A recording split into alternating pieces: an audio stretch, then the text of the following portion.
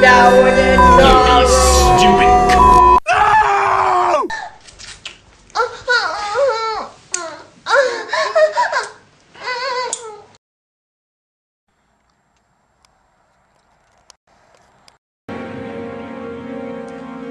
Why I have to die? Go. Why? Hey, what's up everyone, and welcome to another review for the month of Gorror. This is number 8, and ooh, I scared you. I scared you.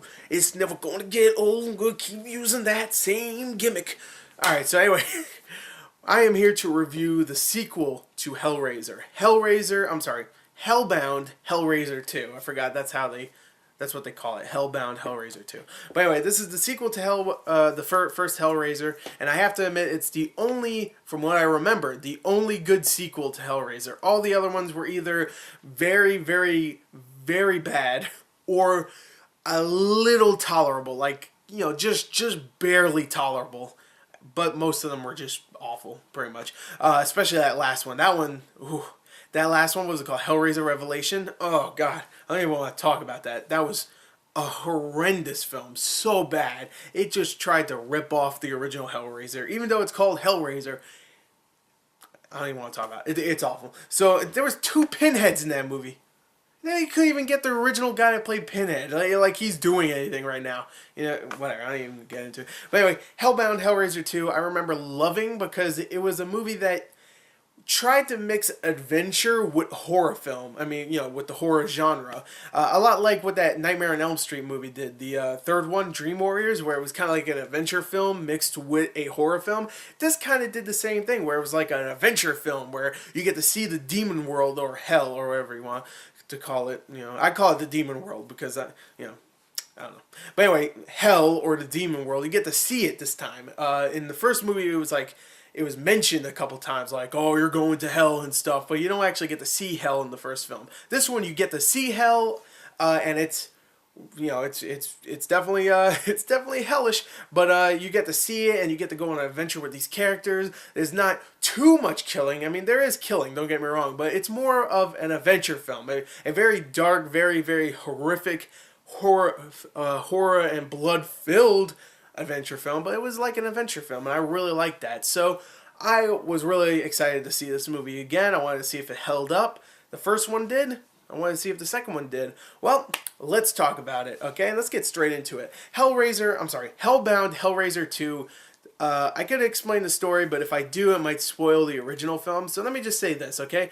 It's at first more of the same. Someone comes back to life from the first film that gets killed. They come back to life. They get to, you know, start to reconstruct and stuff, just like in the first film. If you didn't watch my review for the first film, you might want to watch that if you haven't watched any Hellraiser film yet. So you might be confused. But anyway, someone comes back to life.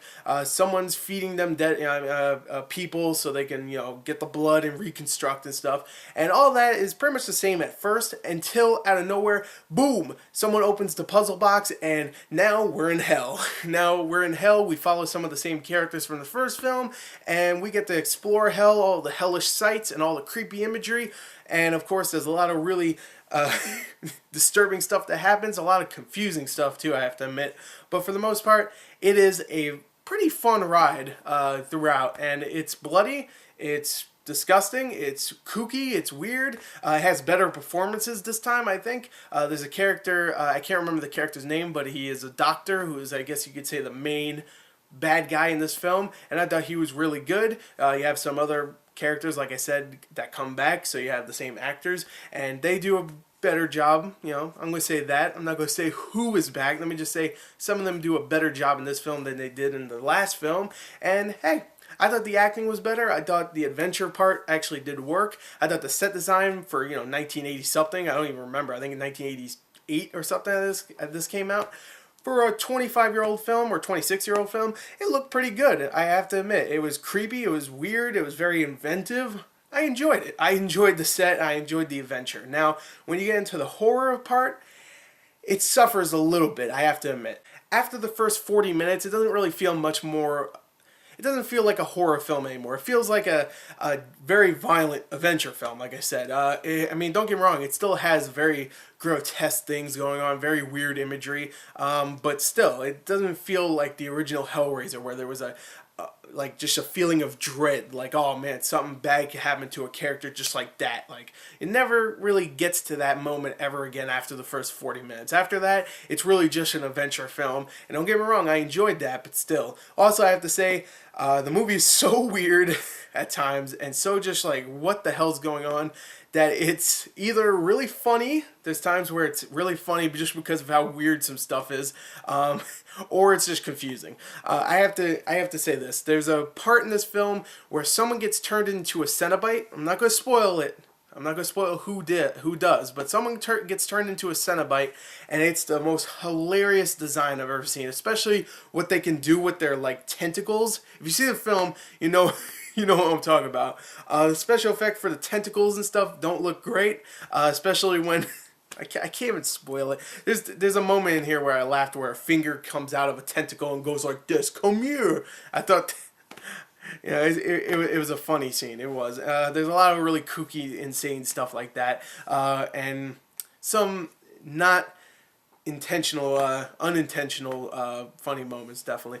But for the most part, I enjoyed it. There were some weak performances, like in the first film, but for the most part, the acting was better in this one than it was in the last movie, and I enjoyed the adventure. I did. It was bloody, it was disgusting, it wasn't too scary, there wasn't as much tension as the first film, but I rather enjoyed it. I enjoyed this film. It's not great, it's not as good as the first film, but I still enjoyed it. So I'm gonna give this one a 31 out of 40. I actually enjoyed this one quite a bit, but it's not as good as Hellraiser, where it had all that scary, like, ambiance and stuff, and the great lighting and stuff. Here, not so much. There's, like, you know, they use fog machines pretty good, but for the most part, it doesn't really set up the same crazy atmosphere like the first film did. And that one, actually, I have to give it more credit because it was all in a house, pretty much.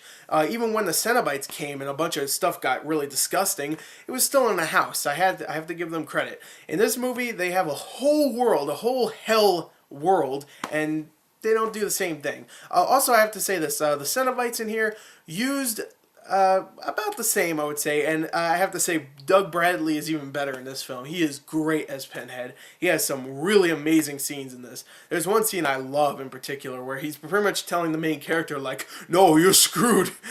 You're done. Give me that freaking puzzle box. And he turns into like a spear and he says, yeah, there you go. Now you can't do shit. And I love that scene. If you see the film, you know what I'm talking about. But anyway, he's great, and he is definitely an iconic horror monster, I guess you could say, or just horror villain. So there you go. That's my review. 31 out of 40. I really enjoyed this film. It's not great. There's a lot of weird shit in it, but it made me laugh, and I enjoyed it all the way throughout. So anyway, there you go. There you go. There you go. There you go. That is my review. I hope you enjoyed it. Thank you, and goodbye.